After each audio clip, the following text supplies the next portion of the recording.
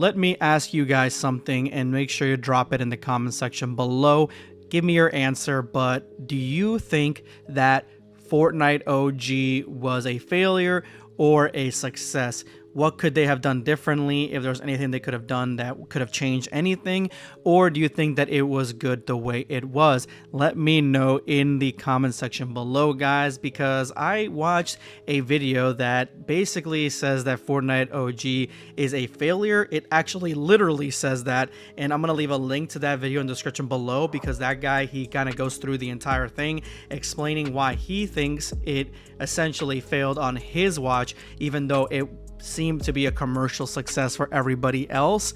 And he's got a lot of different perspectives on why he thinks it failed, mainly because he believes that, yeah, it should have had way more, and there was way more that was promised and hinted at, but it doesn't seem like the people at Epic really were focusing on trying to make Fortnite OG. They're focusing on Lego, Festival, and whatnot, Rocket Racing, and that seems to be a running theme with Fortnite right now. But at the exact same time, I mean, Fortnite OG kind of came out of nowhere. They really weren't prepared for it, and that's why, to me, it seems like it was a little bit rushed. Especially to me, the only thing that felt rushed was each week, not each episode, each week was a completely different season, and it just felt like it had no storyline.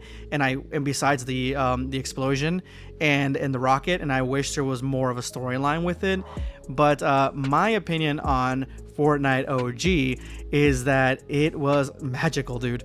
It was magical. I absolutely adored Fortnite OG. Now, I never actually played these seasons of Fortnite. I may have jumped on once, maybe with my kid, long time ago, ancient history, and I really wasn't very good. This is when they had only builds, and I don't know how to build that well. So yeah, I was just kind of running around. I mean, the only real season that I can remember is whenever they dropped the Goku, the Dragon Ball collabs, and the Rick and Morty collabs. I jumped on for a little bit and played, and the Mandalorian. I think that was the only seasons that I really jumped on. But besides that, I really was not vibing with Fortnite back then. I had other games that I was playing. I was focusing on my other YouTube channel.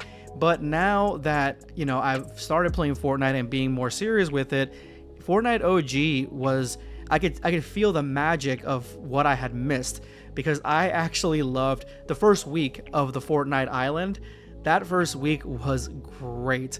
Not only did it give me such a nostalgic feeling for the game, even though I wasn't around that time, but it just felt like I was finally back home. It felt like that is what Fortnite is supposed to be, and that is one of the issues that people have been having with Fortnite as of now, is that it's too serious, it's too gritty. And I was actually very disappointed to see that when we jumped into this new chapter, chapter 5, well, this chapter with the shields, the riot shields, and the train, it was just very realistic and COD feeling, and just so gritty. And I didn't like it when I first was about to jump in, and even a few games in, I just was like, man, that magic of Fortnite OG was just so cartoony and goofy, and it really just felt like it was its own thing. It felt unique. And I feel like now with the God seasons, and now with this Mad Max season, I feel like now it's getting into that more unique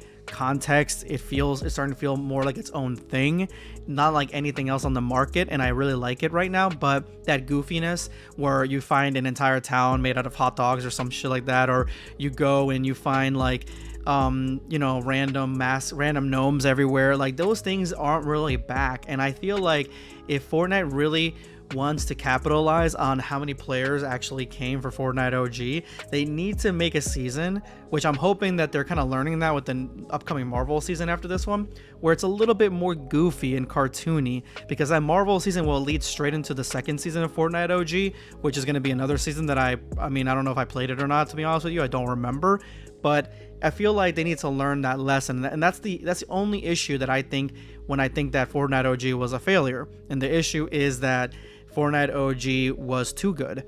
It was too awesome. The battle pass was great. All these remix skins, fantastic. And since then we've had a few that just are random remix skins, but those original remix skins were just so good. And I mean, even the Spectral Knight was had so many different ways you can edit that character. It just felt so original, and that's what I really liked about Fortnite OG, and especially the goofy originality is what I really liked about it, and it just felt like a brisk fresh air. It just felt so much fun.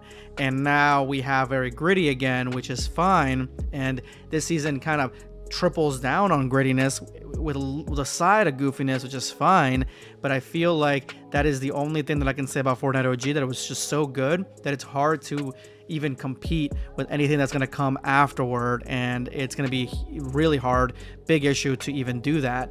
And so they need to figure out a way to be able to mix the grittiness with the goofiness aspect a little bit more, and really lean into that goofiness of Fortnite, OG. But those are my thoughts. I go ahead and watch this guy's video. He did a lot of editing, and he had a lot of information on things that should have been in Fortnite OG that were hinted at but never came to fruition. Again, I think for what we got, it was really good. Ending with Eminem and the Eminem concert, even though it was short, I really liked it. It was a lot of fun. And yeah, that's my take on it. But let me know in the comment section below, what do you guys think of Fortnite OG?